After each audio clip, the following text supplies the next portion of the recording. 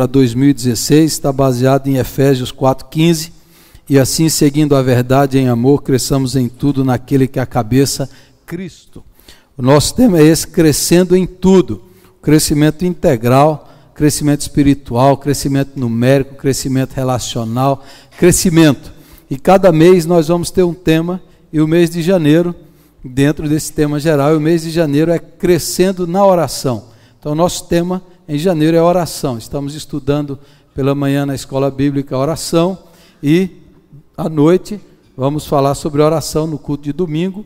E essa semana que se inicia é uma semana de oração, teremos culto todas as noites aqui, de segunda a sexta, e depois no mês de janeiro teremos cultos de oração nas casas, nos lares. Quem quiser receber o culto de oração, nós estamos abertos aí fazendo uma escala. E hoje eu vou começar a falar sobre a oração que o Senhor Jesus nos ensinou, conhecida como a oração do Pai Nosso. Essa é a oração que nós aprendemos, a maioria aqui, nós sabemos de cor, né? Graças a Deus por isso. E assim, a gente aprendeu a repetir. A gente termina o culto repetindo a oração do Pai Nosso. Eu penso que quando a gente repete, a ideia é que a gente reflita sobre aquilo que nós estamos falando, porque não é para ser uma oração mecânica, não há poder em você repetir as palavras, não há magia nenhuma nessas aí, né? Eu fui educado na infância a repetir, e eu repetia sem saber muito o que eu estava falando, mas eu repetia a oração do Pai Nosso. Quando a minha mãe me levava para a missa, e lá na missa não tinha essa saída, né? Você ficava lá no banco.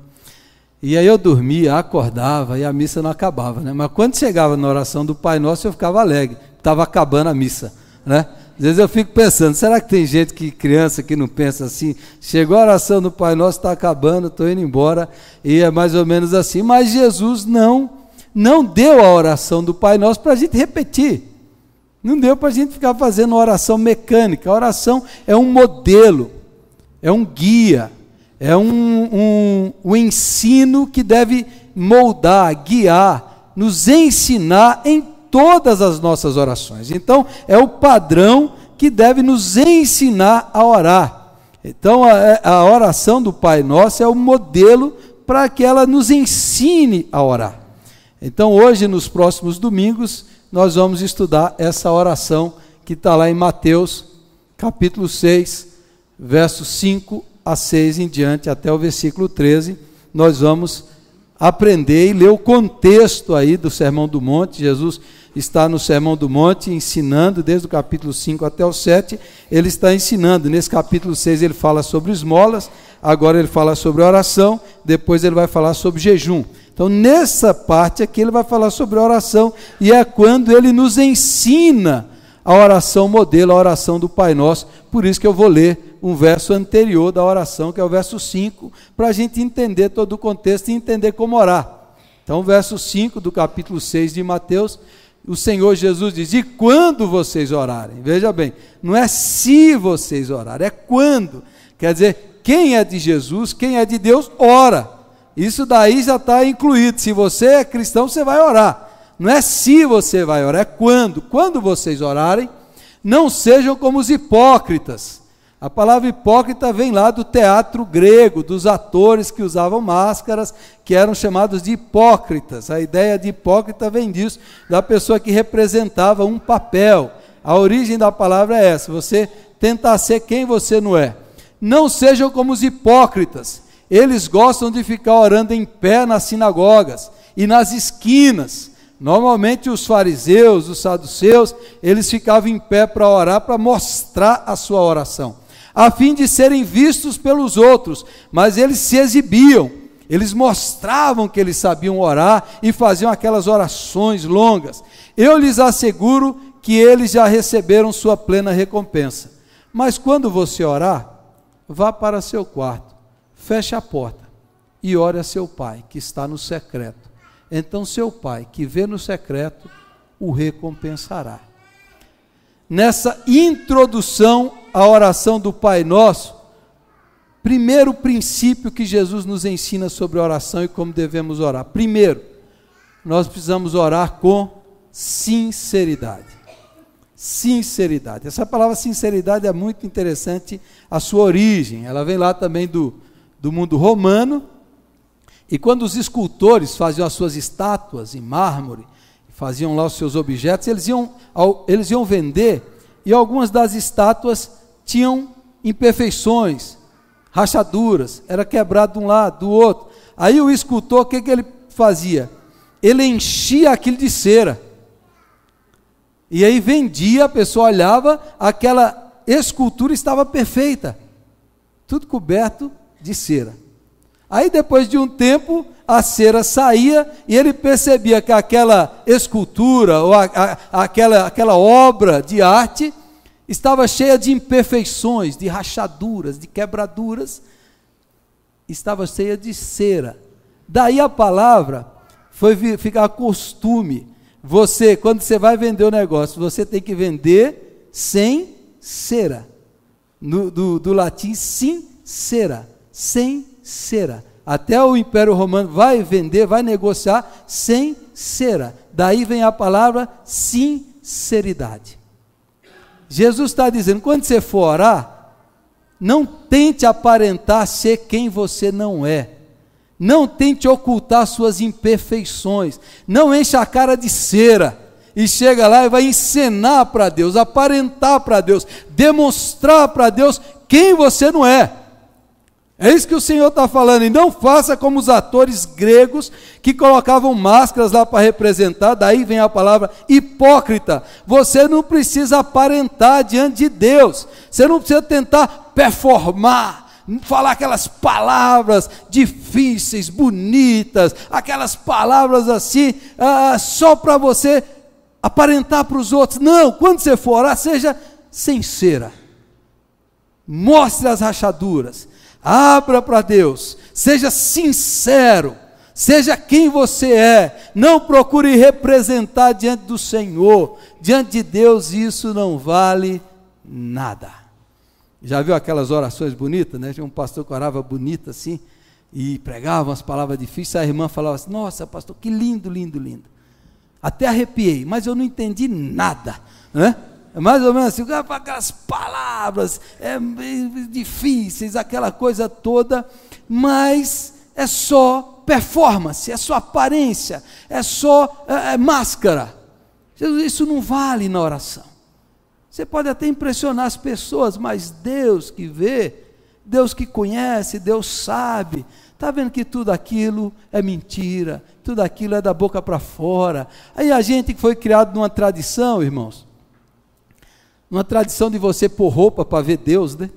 Essa roupa é para ver Deus, né? Eu ganhava umas roupas lá quando era pequeno e minha mãe falava, essa roupa é para missa, é para ver Deus. Tinha um sapato, era para aquele dia. Então a gente tem aquela roupa, aquela aparência, aquele jeito, né? Aquela história do pastor que está chegando perto, todo mundo sorrindo agora que nós estamos chegando na igreja. Vem todo mundo brigando no carro, e chega aqui, dá aquele sorrisão de crente. Só para aparentar. Paz do Senhor, irmão. Ô, paz do Senhor. Isso não vale para Deus. Isso não vale para a oração. Isso não vale para o culto verdadeiro. Se você pegar Isaías capítulo 1, verso 15, que Deus está furioso com Israel, Deus fala assim, eu não suporto as orações de vocês. Quando vocês levantam as mãos estão cheias de mentira e de sangue. Eu não suporto a iniquidade com o culto solene. Preguei hoje de manhã aqui, comecei hoje uma série de pregações, serão 150 pregações, comecei hoje. Vou pregar sobre todos os salmos, é um salmo por domingo, em 3 anos, se Deus quiser eu vou completar. Preguei hoje, o primeiro salmo fala disso, para Deus a vida é o culto, e o culto é a vida, não pode ter divórcio. E a oração é assim, não adianta você chegar, cantar, orar e falar, não vale para Deus. Jesus está dizendo, olha, é sinceridade, é abrir, é mostrar a rachadura, é mostrar mesmo quem você é, porque para Deus não vale aparência nenhuma. Primeiro princípio, sinceridade. São 5 palavras para você guardar facilmente. Segundo, simplicidade. Simplicidade. Jesus continua o texto falando, e quando orarem, não fiquem sempre repetindo a mesma coisa, como fazem os pagãos, Eles pensam que por muito falarem serão ouvidos. Não sejam iguais a eles, porque o seu Pai sabe do que vocês precisam antes mesmo de o pedirem. Vocês orem assim: Pai nosso que estás nos céus, santificado seja o teu nome, venha o teu reino, seja feita a tua vontade, assim na terra como no céu. Parênteses aqui para explicar. Às vezes pessoas vêm à nossa igreja, pessoas que são católicas, e falam assim: a igreja protestante mudou o Pai Nosso, né? Mas é só uma questão de tradução. A Bíblia católica traduz os termos pela segunda pessoa do plural, é vós e vosso. A Bíblia do João Ferreira de Almeida que nós usamos é a segunda pessoa do singular, é teu e tu. É simples assim, ninguém mudou nada, é a mesma coisa. E a diferença da palavra ofensas, que é traduzido na versão lá católica, e na versão do João Ferreira de Almeida, dívidas. Mas é a mesma oração do Pai Nosso, é o mesmo sentido, ninguém mudou nada. Então aí Jesus está falando, se você for orar, simplicidade. Não adianta você ficar fazendo da oração algo complexo, difícil, uma complexidade, uma repetição igual os pagãos. Os pagãos é que ficavam repetindo. Lá no livro de Elias, lá em 2 Reis, Elias com os profetas de Baal, diz que os profetas de Baal ficavam repetindo a mesma oração, repetindo, e gritava. Aí o Elias fala para eles assim: grite mais alto, quem sabe Baal está dormindo. Os pagãos é que fazem isso, se cortavam por causa do seu Deus, e ficavam repetindo. Agora, infelizmente, essa oração que Jesus ensinou, a gente acaba fazendo a mesma coisa, não é? A pessoa vai lá e chega diante de Deus e faz aquela oração, Pai Nosso que está no céu, e repete. Não é para ficar repetindo. Ou então o cara fala assim: você vai pagar a penitência, 10 Pai Nosso. Não é para você ficar repetindo. Imagine se seu filho chega diante de você e fala: pai, eu estou precisando comprar um tênis. Aí você fica lá, aí ele vem lá: pai, eu estou precisando comprar um tênis. E repete: pai, eu estou precisando comprar um tênis, pai, eu estou precisando comprar um tênis, pai, eu estou precisando comprar um tênis, pai, eu estou precisando comprar um tênis.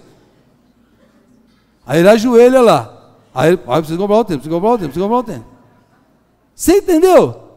Deus não é assim que funciona. Isso é pagão, isso é paganismo.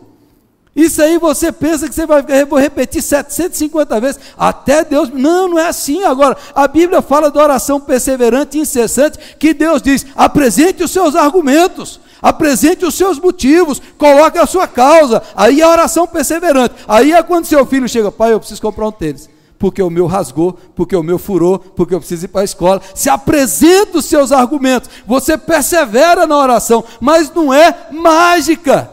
Não é mágica, não há poder em ficar repetindo palavra a palavra. Isso entrou no meio evangélico. Quantos crentes eu já vi falando assim: pastor, eu estou fazendo uma corrente de 7 semanas. Falhei na 7ª semana, quebrei a corrente, vou ter que repetir tudo de novo. Né? Imagine Deus lá: você tem que cumprir 7. 1, 2, 3, 4. Naquelas 7 você repete. Aí você fez 6 semanas, chegou lá, quebrou a corrente. Aí Deus fala: está fora. Faz tudo de novo. Tem umas igrejas que faz 70 semanas. Aí o cara tem que ficar lá, tem gente que fica com medo.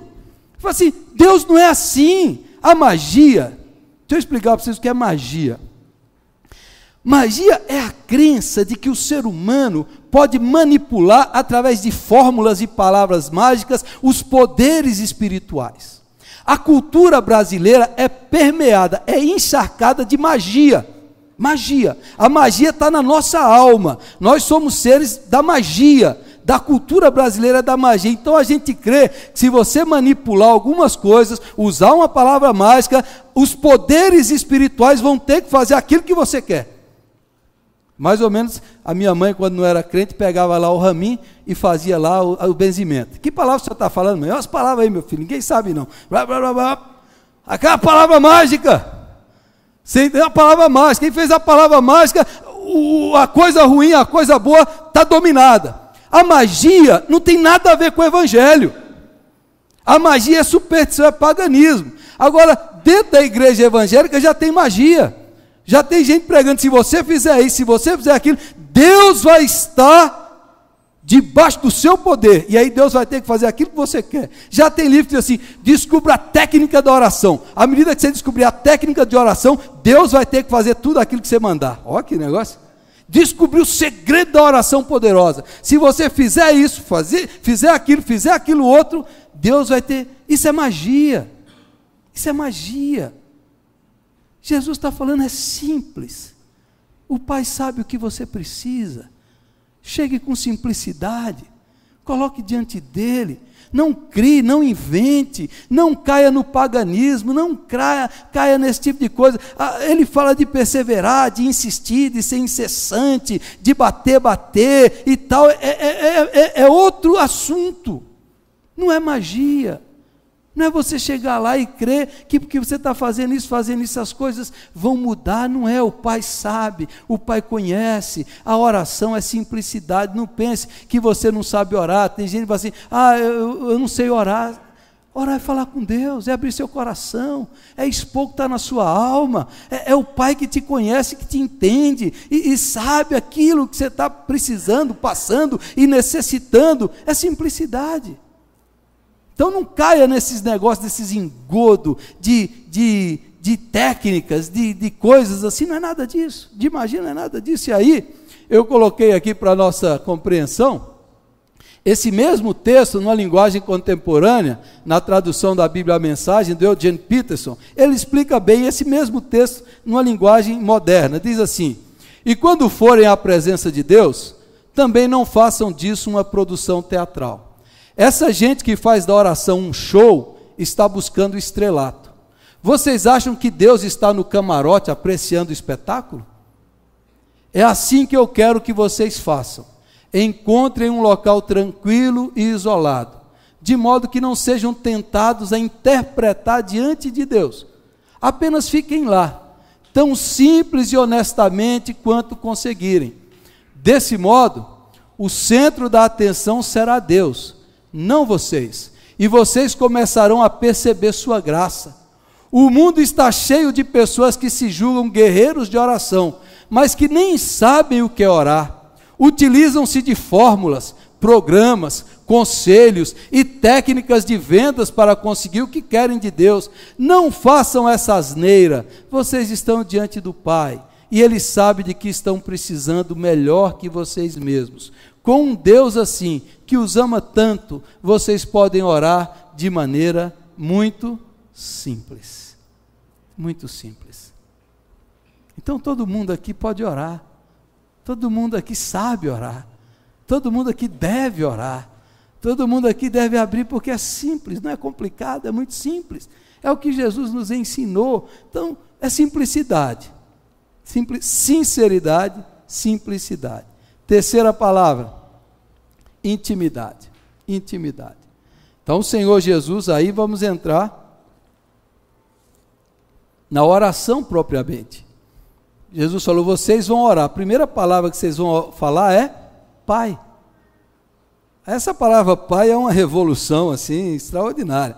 Porque desde o Gênesis até Malaquias, essa palavra não era usada para Deus. Não era usada. Deus se revelou com vários nomes. Tem uma canção que a gente cantou aqui essa semana, Jeová Rafá, Yeshua Hamashia, são revelações do nome de Deus. E Deus foi se revelando gradativamente para Israel. Só que a revelação plena de Deus, porque Deus foi preparando o povo para receber a revelação plena de quem Deus é, como Deus é. Então Deus foi preparando o povo até chegar à plenitude dos tempos, Gálatas 4:4, até chegar a hora certa. Deus falou, agora vocês vão saber como eu sou e quem eu sou. Eu já não sou mais apenas o Elohim, o El Shaddai, o Todo-Poderoso. Como eu quero ser conhecido, como eu quero ser chamado, como eu quero me relacionar. Eu quero que vocês me chamem de Abba, no aramaico de pai, ou de papai. Quer dizer, a revelação plena de quem Deus é Jesus que traz. E Jesus diz, Ele quer se relacionar como Abba, como pai. Ele não quer apenas ficar lá distante como Todo-Poderoso. Ele quer mostrar quem Ele quer ser para vocês. E como Ele quer ser conhecido por vocês. Como Ele quer se relacionar com vocês como Abba. Que a ideia dessa expressão no aramaico é intimidade. É quando aquela criança chama o pai. É a ideia de chamar de papai, ou como alguns dizem, de papaizinho, aquela intimidade. Jesus diz, agora a intimidade que eu tenho com Deus, vocês também podem ter. A maneira como eu me relaciono com eles, vocês também devem se relacionar. Jesus ensina a oração e diz, é assim que Deus quer ser conhecido, é assim que Deus quer ser adorado, é assim que Deus quer ser invocado. Ele quer ser conhecido como o papai de vocês, o Pai de nosso Senhor Jesus Cristo. Amém? Tem muitos nomes de Deus no Antigo Testamento, a gente pode falar vários deles, mas o principal, o central, quem é o Deus que vocês adoram? Não é apenas o Deus de Abraão, Isaac e Jacó, não é o terror de Isaac, não é o El Shaddai, não é o Deus proverá, não é o Jeová Rafá ou Yahvé, a justiça nossa, não é nada disso. Como é que nós devemos nos relacionar com Deus hoje? Abba, Pai, Pai, nosso Pai, Pai do nosso Senhor Jesus Cristo, nosso Pai, nós somos seus filhos. É isso que Paulo escreve em Romanos 8,15, porque vocês não recebestes o espírito de escravidão, para outra vez estardes em temor, mas recebestes o espírito de adoção de filhos, pelo qual clamamos, Abba, Pai. O mesmo Espírito testifica com o nosso espírito que somos filhos de Deus. João capítulo 1, versículo 12, mas a todos quantos receberam o Senhor Jesus, deu-lhes o poder de serem feitos filhos de Deus. Agora preste atenção, a noção popular, todo mundo é filho de Deus. Não, Jesus é filho de Deus, ele é filho de Deus porque ele é da natureza de Deus. Você entendeu? Jesus é divino. Jesus é santo, Jesus é perfeito, ele é da natureza do Pai. Como o meu filho tem a minha genética, tem o meu sangue, tem partes de mim que estão nele, como os nossos filhos têm parte da natureza do pai, da mãe. Jesus é o único filho de Deus porque ele tem a natureza de Deus. Nós não temos a natureza de Deus, somos humanos, carnais, pecadores. Agora, o filho morreu por você, pagou o seu pecado e trouxe você e adotou você e deu os mesmos direitos que ele tem de filho, os direitos que Jesus tem, a autoridade que Jesus tem, a herança que Jesus tem, a natureza que Jesus tem. Ele agora quer passar para nós, porque ele nos adotou na sua família e nos deu esse poder, nos deu esse privilégio, esse direito. Agora nós somos filhos conforme Jesus Cristo é filho. Você entendeu? Essa adoção. Então, nem todo mundo é filho. São criaturas. Filho é quem foi adotado por meio do filho. É através dessa mesma intimidade que Jesus tinha com Deus, ele quer que você tenha também. Mesma intimidade. Ele chama, olha, vocês vão orar igual eu oro. Eu falo Pai. Eu quero que vocês também falem Pai. Eu chamo de Abba, eu quero que vocês também chamem de Abba. Eu quero que vocês tenham o mesmo nível de comunhão que eu tenho. É isso que Jesus está nos ensinando, intimidade. Há uma ilustração bíblica, um exemplo que eu vou contar para vocês. Quando Davi chegou ao trono de Israel, se tornou rei de Israel, ele foi perseguido por Saul, viveu muitos anos nas cavernas, nos montes. E quando Davi se tornou rei, Saul morreu. E o filho de Saul foi muito amigo de Davi, amigo de alma, uma amizade íntima, foi Jonatas. E Jonatas também morreu em batalha. E Davi assumiu o reinado de Israel e se tornou rei. Nos tempos antigos, quando alguém se tornava rei, um dos primeiros atos que ele fazia é eliminar os concorrentes. Então, por exemplo, isso era comum. Se o rei passado tivesse filho, neto, a primeira coisa que o rei atual fazia é matar. E você vê, até na Idade Média era comum isso aí, o rei tomou posse, quem é concorrente ao trono? Então o rei que está no poder mata os concorrentes, mata os filhos das outras dinastias, de outros reis, ou netos e tal. Quando Davi chegou ao trono de Israel, ele falou assim, será que há algum descendente de Saul e de meu amigo Jonatas vivo? O povo pensou assim, ele quer matar, ele quer acabar com a concorrência. Mas o Davi era o homem segundo o coração de Deus e tinha amor no coração. E Davi, eu quero fazer bem.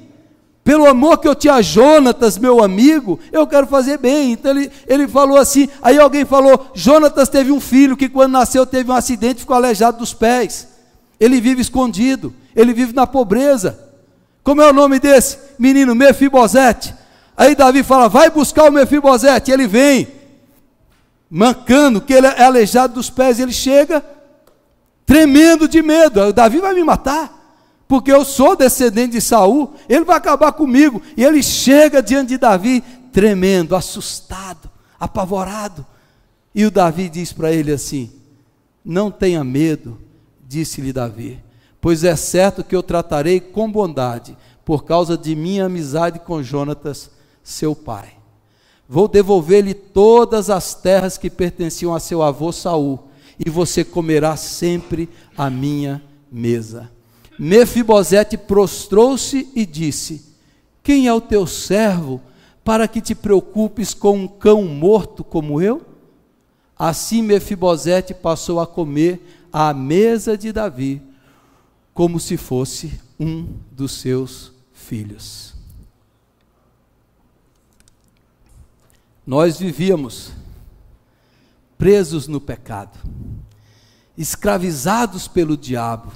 Satanás aleijou as nossas pernas, nós vivíamos presos nas trevas. Jesus Cristo veio, pagou o nosso pecado, cancelou a nossa dívida, nos lavou pelo seu sangue, nos redimiu, nos limpou, nos lavou, nos deu um novo coração. Jesus Cristo fez isso por nós, e agora o Pai chega para você e para mim, a gente chega diante de Deus assim, quem eu sou? Eu sou um cachorro morto, eu sou um cão morto, aleijado das pernas, estou preso. Aí Deus Pai diz assim, por causa do meu Filho Jesus Cristo, que morreu por você, eu vou restituir tudo que você perdeu, e a partir de agora você pode assentar na mesa do Rei dos Reis, e comer da minha mesa, dos meus banquetes, como meu filho. É isso que Deus fez por nós. Ele abre a mesa e diz, você que não merecia, você que estava lá afundado, por causa do meu filho, você tem acesso à casa do Pai, à mesa do Pai, ao trono do Pai, ao banquete do Pai. Você agora se tornou filho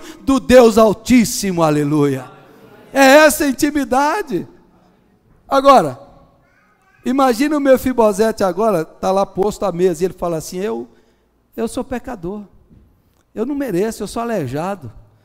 Né? Tem gente assim, Deus está falando, venha, entra, é para você, vem, entra aqui, é para você, vem comer o que eu tenho para você.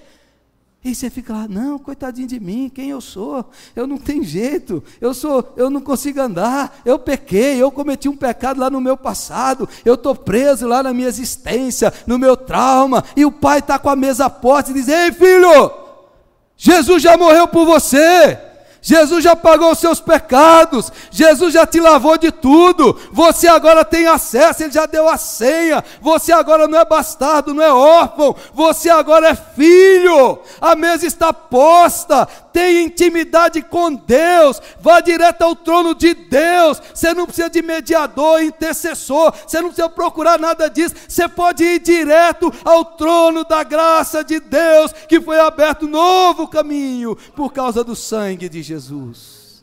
Está posto, está posto, está posto, está posto, é para você, essa mesa aqui é para você, o corpo e o sangue é por você e para você.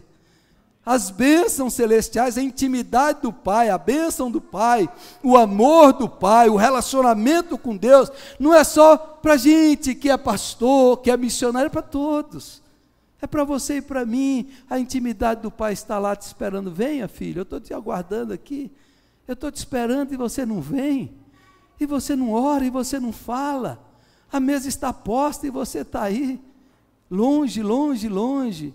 Eu quero ter intimidade com você. Deus Pai quer ter intimidade com você. O Deus Pai quer que você venha e sente na mesa, não lá na cozinha, na mesa principal, no banquete.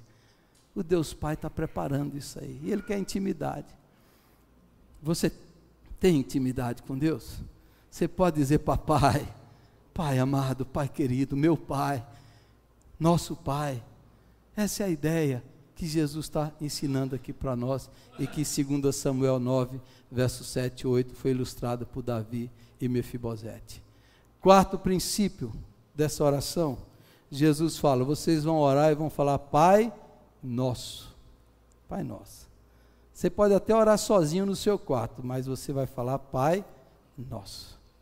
Jesus está quebrando o individualismo e o isolamento. Ele não é só meu Pai, Ele é Pai de todos aqueles que creem em Jesus. Ele é Pai de toda a família, como diz lá em Efésios, Ele toma o nome de toda a família no céu e na terra. É a família. A oração é para nos mover à comunidade, a dizer, você não foi feito para viver sozinho, e Deus não se relaciona só com você individualmente, para dizer para mim e para você, olha, você foi chamado para a vida comunitária, para a comunhão, para se relacionar com outras pessoas, para fazer parte da família de Deus. Você não pensa que Deus pôs a mesa lá e falou, é só você que vai comer, não, é para todos que eu convidei, a mesa está posta. E aí, meu irmão, meu amigo, quem chama Deus de Pai, não pode escolher os irmãos, né? Você entendeu? Não pode escolher os irmãos, é todo mundo que Deus chamar. Então tem gente que fala assim, não vou mais naquela igreja, só tem gente ruim lá, vou orar sozinho em casa. Tem gente que fala assim, vou servir a Deus sozinho. Ninguém pode servir a Deus sozinho, porque o Pai não é só dele, é de todos nós. E quando oramos estamos em comunhão com a família de Deus. Pai Nosso, Ele quebra esse individualismo, esse isolamento, Ele quebra essa ideia que eu posso me relacionar com Deus sozinho, eu preciso dos outros. E aí Tiago diz aqui, 5,16, portanto, confessem os seus pecados uns aos outros. Isso aqui não tem a ver com que outra pessoa tem poder de perdoar, não, aqui é terapêutico, é você confessar os seus problemas e buscar ajuda. E diz, e orem uns pelos outros para serem curados. A cura na oração mútua, a cura na intercessão, quando você ora por alguém e alguém ora por você, a oração de um justo é poderosa e eficaz. Lá em Jó 42 diz que enquanto Jó orava pelos seus amigos, Deus mudou a sorte de Jó. Você entendeu? Enquanto ele orava pelos outros, ele foi abençoado. Quando a gente ora pelos outros, nós somos abençoados. Quando a gente intercede, Deus nos visita, a nossa sorte é mudada, para dizer, a vida cristã é dar e receber, é abençoar e ser abençoado. A vida cristã é um relacionamento com Deus e com seus irmãos. Essa ceia não é para ser servida sozinha, isolada, é uma ceia comunitária, é do corpo, é da família, é da igreja, é do povo de Deus. É a comunhão, é a comunhão. Então Deus nos chamou para a comunidade, e a oração do Pai Nosso está nos chamando para isso. Olha, é nosso, não é só seu, é nosso. Efésios, e aí um negócio interessante, Paulo diz, a gente tem que orar pelos outros, e a gente também tem que pedir oração por nós. Paulo está escrevendo e diz, orem também por mim, para que quando eu falar, seja me dada a mensagem, a fim de que destemidamente torne conhecido o mistério do Evangelho. Paulo precisava de oração e pedia oração. Às vezes a gente é orgulhosão assim, não preciso de oração. Eu me viro sozinho, eu sou campeão da oração. Paulo está, ore por mim. A comunhão é uma troca. Ore pelos outros, mas peça oração. Você está sofrendo, está passando, peça oração, peça ajuda, peça socorro, peça intercessão, peça a bênção de Deus. Não sofra, não ore sozinho. Há poder na igreja que ora junto, nos irmãos que oram juntos. Deus se manifesta dessa maneira. Então, não passe o ano inteiro aí sofrendo sozinho. Peça oração, peça. Coloque diante dos irmãos, traga. Fala, pastor, ore por mim, igreja, ore por mim. Peça para os outros, ore, eu estou precisando disso e disso. Peça oração e ore pelos outros. Cresça em comunidade. Cresça no relacionamento. Cresça. O Pai Nosso também nos chama para isso. O Rick Warren tem essa frase aqui que eu achei maravilhosa. Essa frase é sensacional. Ele diz, olha, as pessoas podem recusar o nosso amor ou rejeitar as nossas palavras, mas não tem defesas contra as nossas orações. Melhor coisa que você pode fazer por alguém, ore por ela. Tem alguém que não gosta de você? ore por ela. Tem alguém que deseja o seu mal, que é seu inimigo, abençoe a vida dela. Ore por ela. Tem alguém que é duro de coração, bombardeie ela com oração. Coloque ela diante de Deus, para Deus, envie o torpedo do teu amor e quebra esse orgulho, mas ore pelos outros. Coloque isso em oração, intercessão. Ore pela vida das outras pessoas. Coloque isso diante de Deus. Coloque as pessoas diante de Deus. Tinha um irmão que já faleceu, que ele às vezes me encontrava idoso, e ele tinha uma frase que eu gostava muito. Quando ele me encontrava, ele vivia mais na casa, já enfermo. Quando ele me encontrava, ele falava assim: pastor, hoje eu te coloquei lá no trono da graça. Eu te levei em oração e te coloquei lá diante do trono da graça, intercedendo por você. Que coisa linda. Você já me colocou no trono da graça lá, não sentado, mas prostrado diante do trono. Diante do trono do Deus de toda a graça. Você ora e fala: Senhor, eu coloco essa pessoa diante do Senhor. Eu clamo por ela, eu intercedo por ela. E visita ela com a tua graça, com o teu poder, em nome de Jesus. Ore. Você quer gostar de uma pessoa? Ore por ela. Eu não gosto do fulano, ore por ela. De tanto você orar, o amor que Deus tem por aquela pessoa vai encher o seu coração e você vai amar aquela pessoa. Ore por ela, ore por ela.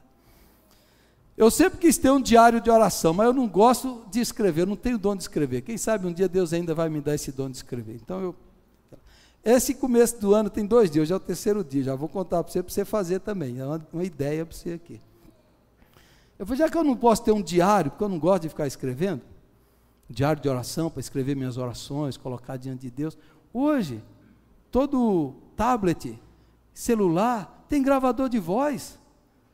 Eu falei: vou gravar minhas orações, vou gravar minhas intercessões, vou colocar lá diante do Senhor para os pedidos que eu fiz pelas pessoas que eu encontrei durante o dia que me pediram oração. Eu quero deixar registrado para volta e meia ouvir de novo e orar de novo e saber quando Deus respondeu aquela oração. Então eu comecei, hoje é o 3º dia. Eu coloco lá aquilo que eu aprendi de Deus durante o dia, aquilo que Deus ministrou ao meu coração, eu estou gravando. E minhas orações, e as pessoas que o Senhor coloca no meu coração, para eu interceder, para eu elevar ela até o trono da graça, para que o Senhor visite com poder e glória. Faça um diário de oração gravada, coloca no gravador, a ideia está dada. Vamos lá todo dia, aceite isso e faça. Depois você olha e fala: que legal, aquela oração vai até te animar quando você estiver desanimado. Você ora por você e você ouve lá a oração. Então ninguém resiste à oração. Oração em concordância, Mateus 18, 19 e 20, que o Senhor está falando num contexto ali de discordância, de briga, de desavença, o Senhor falou isso: olha, também lhes digo que se 2 de vocês concordarem na terra em qualquer assunto sobre o qual pedirem, isso lhes será feito por meu Pai que está nos céus. Pois onde se reunirem 2 ou 3 em meu nome, ali eu estou no meio deles. Se 2 concordarem, você vai ver concordância. Essa palavra concordância aqui, no grego dá a ideia de sinfonia. Sinfonia, se entrar em sinfonia, no mesmo propósito, no mesmo pedido, mesma intenção, se vocês concordarem, será feito por meu Pai. Se vocês se reunirem 2 ou 3, eu vou estar lá em meu nome, eu vou responder a oração. Veja, irmãos, a oração coletiva, comunitária, como corpo é poderosa. Quando a gente ora aqui, quando a gente intercede, você tem que ficar atento e orar junto. Você tem que evitar devagarmente, pensar em outras coisas, ficar andando no templo. Você tem que chegar e falar assim: vamos orar, vamos concordar, vamos entrar nessa oração. Enquanto nós estamos orando aqui como igreja, como corpo, unindo a mesma fé, o mesmo propósito, o mesmo amor, a mesma direção, a mesma sinfonia, enquanto oramos, Deus move o céu, a terra, o inferno e faz coisas maravilhosas, porque Ele prometeu. Ele prometeu. Como disse o irmão, um dia me contou aqui, que ele tinha uma dor de cabeça no passado, e nada dava certo. Um dia foi no culto, o pastor orou, culto normal, o pastor orou, nunca mais teve a dor de cabeça. Aí eu falei naquele dia que eu contei aqui, eu falei: o cara até que não vem na igreja, ele é até burro. Porque imagina quanto ele gastou de remédio, quanto ele está gastando de remédio, e vai que nesse domingo, hoje, 3 de janeiro, Deus quer curar uma doença que ele está há 20 anos, e Deus quer tocar e curar naquele culto ali. Você não crê nisso? Quando eu me reúno, quando eu oro, quando eu começo a orar aqui, eu estou crendo que os anjos de Deus estão passeando aqui, que o Espírito está sendo derramado, e a gente tem que tirar esses empecilhos, e esses atrapalhos, é a gente conversando, é a gente distraindo, não, você tem que focar na concordância, estamos todos unidos, lá em Atos 4 diz que a igreja unânime elevou a voz a Deus, unânimes, e Deus falou, eles estão unidos em amor. A oração unida em amor é irresistível e opera maravilhas na terra. Concordância, união, você precisa crer nisso. A casa de Deus é casa de cura, é casa de milagres, é casa de oração. A minha casa será chamada casa de oração para todos os povos. Quando a gente vem, você vem para quê? Para orar, para clamar, para buscar, para invocar, para receber o toque, o milagre, o poder de Deus sobre nós. É assim que nós nos reunimos aqui e oramos juntos. Você pode orar junto na sua casa, você pode orar com a sua família, com o seu marido, com a sua esposa, você pode orar, mas estamos concordando na mesma fé. E esse ano eu desafio você para estarmos no mesmo espírito, para que Deus nos visite com poder e graça. Que o Espírito Santo seja derramado na nossa igreja, que Ele possa salvar muitas e muitas vidas, libertar, curar, regenerar, transformar, que Deus opere milagres e maravilhas, como eu estou me preparando, estudando esse assunto para ministrar sobre os milagres de Deus, que a gente possa orar, nesse mesmo espírito, nessa mesma fé, nessa mesma união. Quando a gente fala assim, vamos orar, vamos levantar as mãos, vamos ajoelhar, se você puder, faça, coloque a sua mente, leve cativa a sua mente lá até o trono, e diz, Deus, estamos todos unidos aqui, concordando, em nome de Jesus, para abençoar outras pessoas, para a glória de Deus. Pastor Jim Cimbala tem um livro muito legal sobre concordância e oração. Ele diz que a filha dele se desviou dos caminhos do Senhor, fugiu de casa, estava perdida, e ele orando, chorando, homem de Deus. Um dia, uma irmã lá da igreja chegou para ele assim e falou, pastor, Deus colocou no meu coração agora, que nós devemos orar por sua filha. Toda a igreja deve orar por sua filha. E o pastor parou o culto e chamou todo o povo. Queria que todos aqui nesse templo agora direcionassem a sua oração pela vida da minha filha, nesse momento. E ele diz que todos começaram a orar e clamar. Tim Cimbala disse, no outro dia cedo, a filha dele estava batendo na porta, e falando, pai, eu pequei, eu quero voltar. Ontem à noite, em tal hora, na mesma hora, caiu as escamas dos meus olhos, e eu comecei a ver o erro que eu estava cometendo. Enquanto a igreja orava, o Espírito Santo foi lá naquela moça e salvou a vida dela. Amém.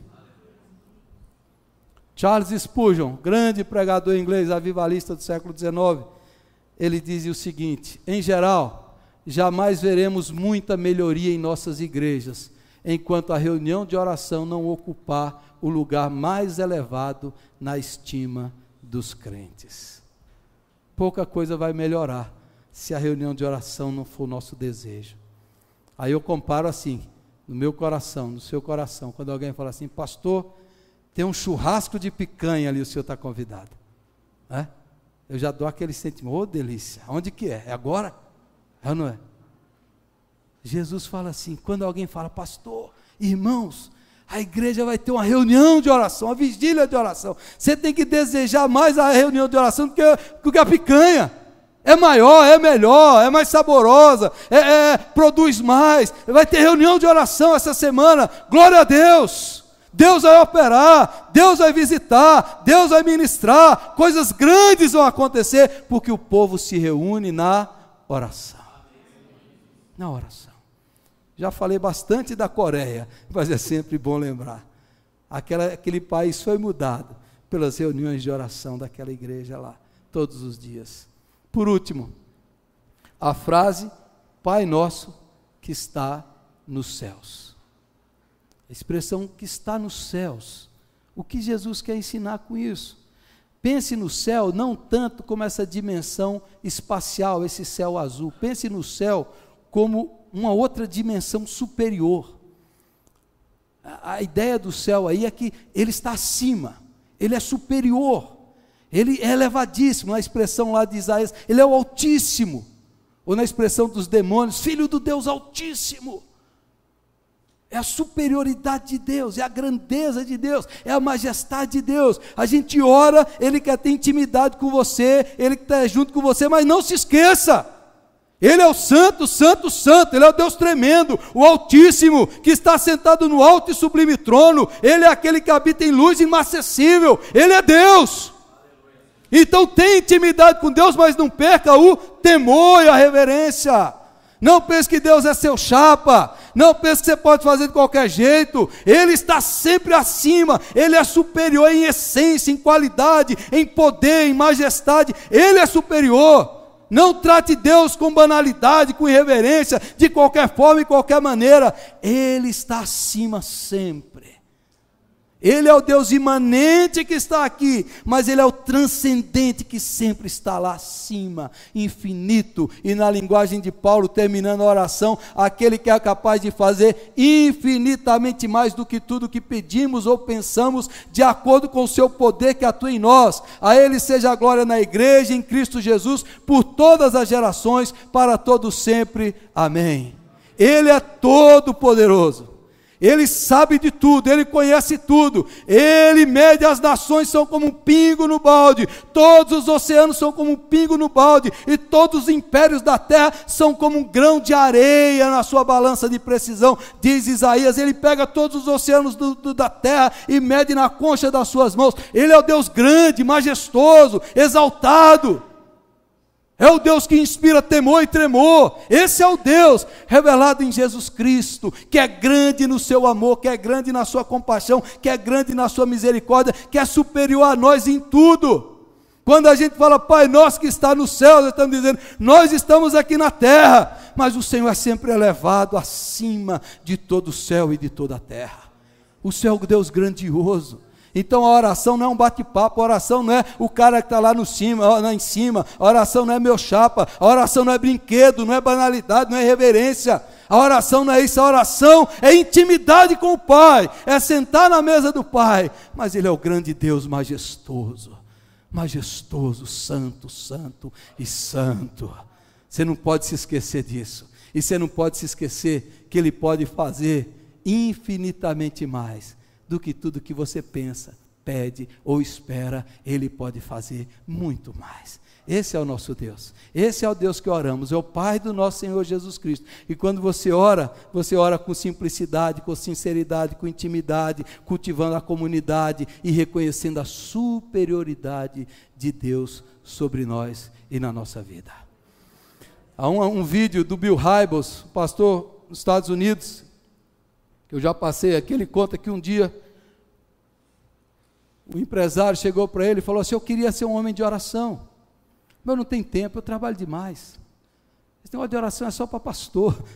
Aí o Bill Hybels falou para ele: tire 20 minutos, acorde mais cedo, 20 minutos, 30 minutos, e tenha um tempo de oração com Deus. Todo mundo pode, todo mundo tem uma vida atarefada, mas faça isso. E aquele homem saiu, e aquele homem depois de um tempo voltou e falou assim: eu levei a sério aquele seu conselho, arrumei uma cadeira de balanço. Todo dia eu acordo meia hora antes do habitual, pego a minha Bíblia e sento naquela cadeira de balanço. Todos os dias. E daí ele falou: eu estou fazendo isso há alguns meses. E ele estava diferente, o Bill Hybels está diferente. Aí a esposa dele diz assim: pastor, essa cadeira mudou meu marido. O homem mudou.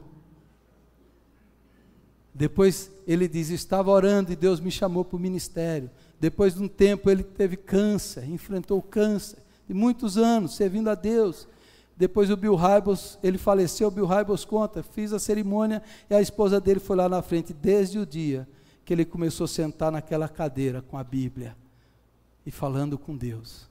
A vida dele foi modificada, foi transformada, foi santificada, teve uma presença e um poder extraordinário.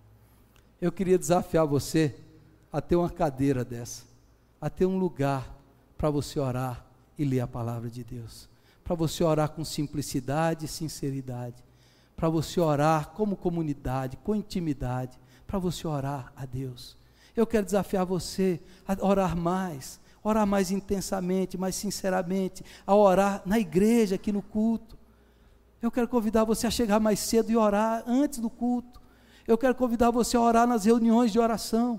Eu quero convidar você para orar com algum irmão ou irmã, para orar na sua casa, orar na sua família. Quando a gente começa a orar, Deus começa a operar maravilhas. E quando Deus coloca no nosso coração o desejo de orar, é porque Ele já quer operar. Primeira coisa, quando Deus quer fazer algo novo, extraordinário, é colocar no coração das pessoas o desejo de orar, porque Deus poderia fazer sozinho, mas Ele, na sua soberania, escolheu agir na terra através das nossas orações. Então, quando Deus quer salvar, libertar, curar, derramar avivamento, fazer milagres, Ele coloca o desejo de orar no nosso coração. Então, se você está sentindo esse desejo, é porque Deus quer fazer algo novo e extraordinário na sua vida. Creia nisso. Tome posse e comece hoje em nome de Jesus. Vamos orar? Vamos ficar em pé e vamos orar?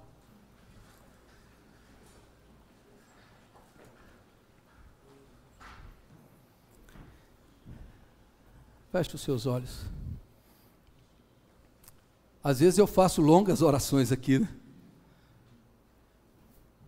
Há 25 anos atrás eu ouvi uma pregação do Caio Fábio, que ele falava sobre a casa de Deus, a casa de oração.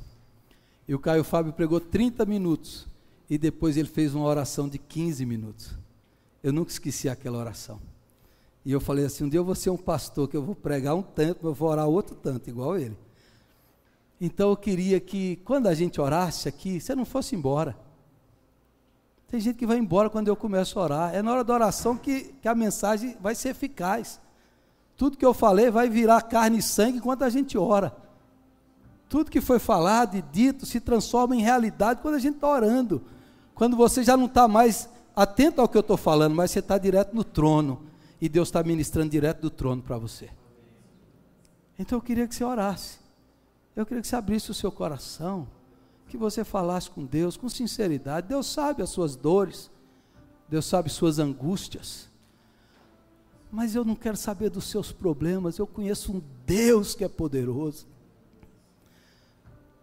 Não há dificuldade que Deus não resolva, não há impossíveis para o Senhor, não há coração duro para Deus. Se o Senhor se agradar de nós, hoje num toque de Deus, Ele pode fazer algo que você nunca viu na sua vida inteira.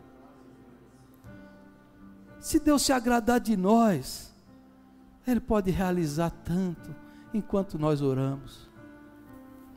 Coloque diante de Deus a sua vida, direto do Deus de toda graça.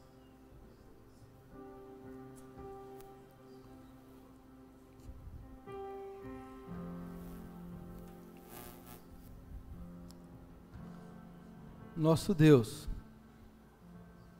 nosso Pai, Pai nosso que estás no céu, não há poder nenhum nas minhas palavras, só na Tua palavra, só na Tua palavra e no Teu Evangelho. Eu quero orar com os meus irmãos aqui, ó Deus. Não há nada encoberto, escondido diante do Senhor, não há nada.